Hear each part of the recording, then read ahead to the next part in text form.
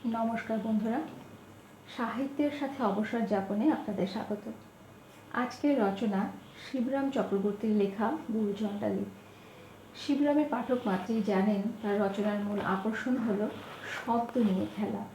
এই শব্দের খেলাকেই হাস্যরসের মোড়কে পাঠকের সামনে উপস্থাপন করাই বলা যায় লেখকের স্টাইল। তাহলে আশা করছি প্রথম থেকে শেষ পর্যন্ত শুনবেন এবং উপভোগ করবেন।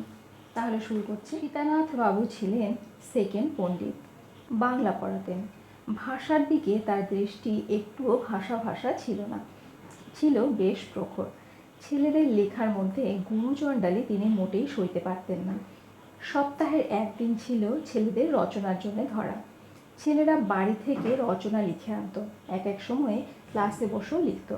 সীতানাথবাবু সেই সব রচনা পড়তেন, পড়ে পড়ে আগুন হতেন। ছাত্রদের সেই রচনা পরীক্ষা করা সীতার অগ্নি পরীক্ষার মতোই একটা উত্তপ্ত ব্যাপার ছিল সীতানাথবাবুর কাছে।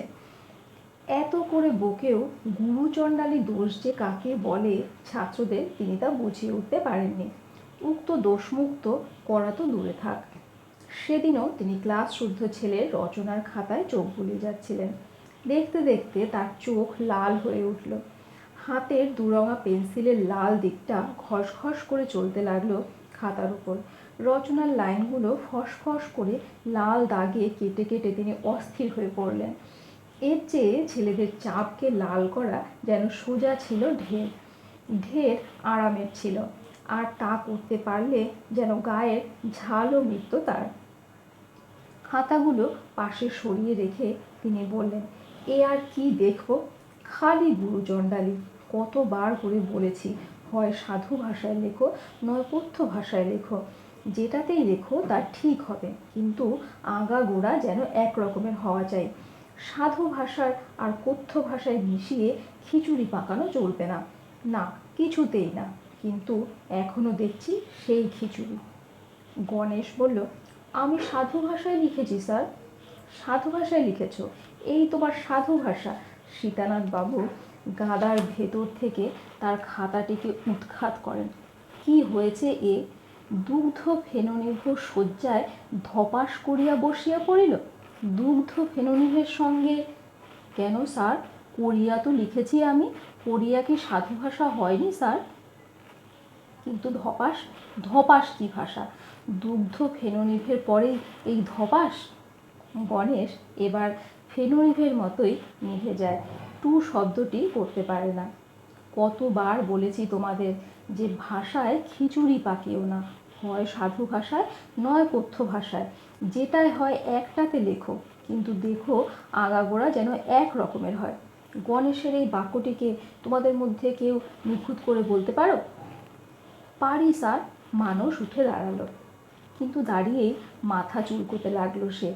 ধপাসের সাধু ভাষা কি হবে তা তার জানা নেই। খানিক মাথা চুলকে খানিক আমতা আমতা করে সে নিজেও ধপাস করে বসে পড়ল। তার মানসে যে কি ছিল তা জানা গেল না। শরীর উঠে বলল, কিসে বলবো স্যার, কথ্য ভাষায় না অকথ্য ভাষায়? যাতে তোমার প্রাণ চায়। দুগ্ধ ফেননিভর শয্যায় আয়েশ করে বসল। দুগ্ধ ফেননিভের সঙ্গে আয়েশ?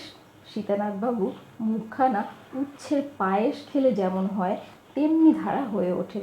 ওহে বাপু, গুরুচণ্ডালী কাকে বলে তা কি তোমাদের মাথায় ঢুকেছে? মনে করো যে যে চাড়ালটা আমাদের এই স্কুলে ঝাঁট দেয় সে যদি হেডমাস্টার মশাইয়ের সঙ্গে এক আসনে বসে, তাহলে সেটা যেমন দৃষ্টিকটু দেখাবে, কতকগুলি সাধু শব্দের মধ্যে একটা অসাধু শব্দ ঢুকলে ঠিক সেই রকম খারাপ দাঁড়ায়। কিন্তু দুজন চাড়াল স্বচ্ছন্দে গলা ধরাধরি করে যেতে পারে, কারো চোখেই খারাপ দেখায় না। কথ্য ভাষার যে শব্দ সাধু ভাষার শব্দের সঙ্গে এক পংক্তিতে বসতে পারে না, সেই শব্দই আবার অন্যান্য কথ্য শব্দের সঙ্গে মিশ খেয়ে বেশ মানিয়ে যেতে পারে। যেমন উদাহরণস্বরূপ, বলবো স্যার, এতক্ষণে আমি বুঝতে পেরেছি, বলে ওঠে গণেশ। দুগ্ধ ফেননিভর শয্যায় আয়াস সহকারে বসিল কিংবা উপবেশন করিল, হয়েছে এবার স্যার। কিংবা আরও বেশি সাধুতা করে আমরা বলতে পারি, নিরঞ্জন উঠে বলে, আসন গ্রহণ করিল কিংবা আসন পরিগ্রহ করিল। দীপক বলে, সমাসীন হইলেও বলা যায়। আবার তুই এর মধ্যে সমাস ঢোকাচ্ছিস? গণেশ তার কানের গোড়ায় ফিসফিস করে। এতেই কেঁদে কুল পাইনে, এর ওপরে ফের সমাস? যেমন উদাহরণস্বরূপ সীতানাথবাবু বলতে থাকেন, কিন্তু তার বলার মাঝখানেই পিরিয়ডের ঘণ্টা বেজে যায়। উদাহরণের স্বরূপ প্রকাশের আগেই তাকে ক্লাস ছেড়ে যেতে হয়।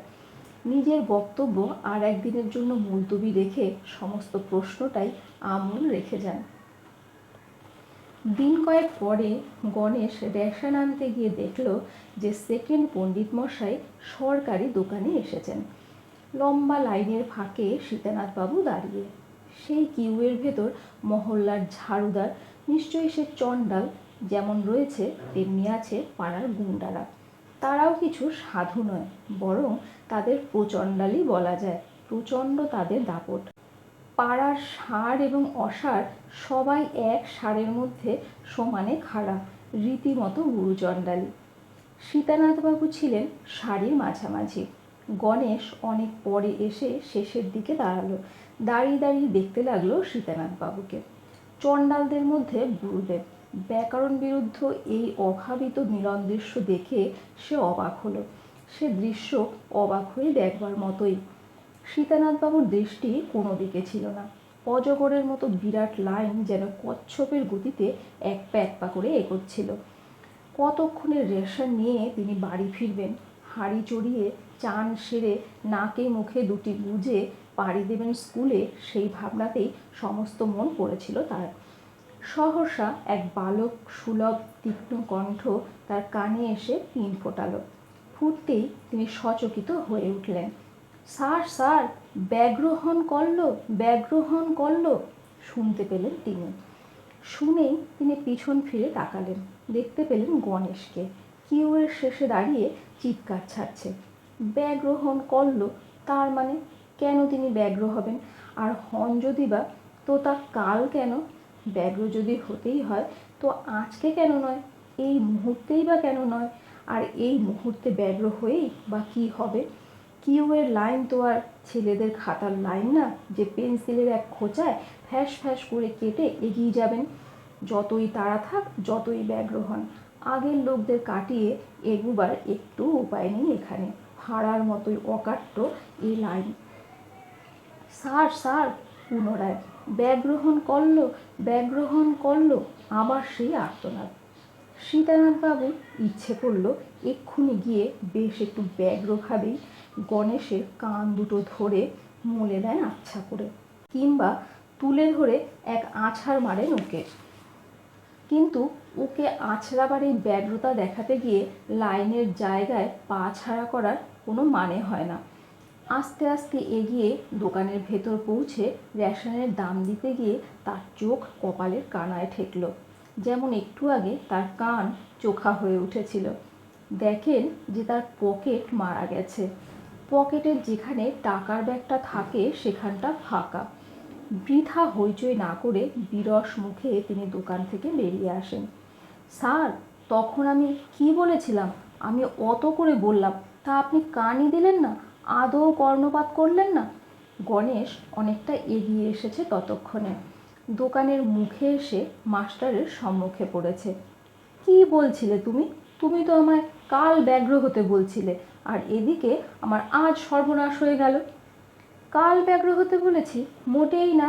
আমি বলছিলাম আপনার ব্যাগ গ্রহণ করলো। আপনার পরেই যে লোকটা দাঁড়িয়ে ছিল সেই হতভাগায় পেছন থেকে আপনার পকেটে হাত ঢুকিয়ে, তা পকেট মারলো বলতে তোর কি হয়েছিল রে হতমুখ্য? সীতানাথবাবুর সমস্ত রাগ এখন গণেশের উপর গিয়ে পড়ে। সোজাসুজি তা বললে কি হতো? তাতে কি মহাভারত অশুদ্ধ হতো? পকেট মারছে স্যার বলতে কি আটকাচ্ছিল তোমার পাপ মুখে? ছি ছি, গণেশ নিজের জিভ কাটে। অমন কথা বলবেন না স্যার। পকেট মারছে সে কথা কি আপনার সামনে আমি উচ্চারণ করতে পারি? পকেট প্রহার করছে বললেও তো শুদ্ধ হয় না। আর বলুন, গুরুমশায়ের কাছে এমন চণ্ডালের মতো ভাষা কি বলা যায়? ও কথা, অমন কথা বলবেন না স্যার। ব্যাগ গ্রহণ করলো বলেছি, জানি যে তাও সম্পূর্ণ শুদ্ধ হয়নি, গুরুচণ্ডালী একটুখানি যেন রয়ে গেছে। কিন্তু কি করব, ব্যাগের সাধু ভাষা যে কি তা তো আমার জানা নেই স্যার। কত করে ভাবলুম, কিন্তু কিছুতেই ব্যাগের শুদ্ধটা আমার মাথায় এলো না। এদিকে ভাবতে ভাবতে ব্যাগ শুদ্ধ নিয়ে সটকালো। এই হলেন লেখক শিবরাম চক্রবর্তী, যার রচনার শব্দ রহস্য আমি অন্তত একবার পাঠ করে ভেদ করতে পারি না। তাই আমি গল্পটা আরেকবার পড়ব। আপনারাও চাইলে গল্পটা আরেকবার শুনতে পারেন এবং সেক্ষেত্রে আমার মনে হয় আপনারাও নতুন কিছু না কিছু খুঁজে পাবেন। যাই হোক, আজ এই পর্যন্ত। পরের দিন দেখা হচ্ছে অন্য গল্প নিয়ে। তার আগে আপনারা কমেন্টস করবেন, সাবস্ক্রাইব করবেন এবং ভালো লাগলে লাইক শেয়ার করবেন। ধন্যবাদ।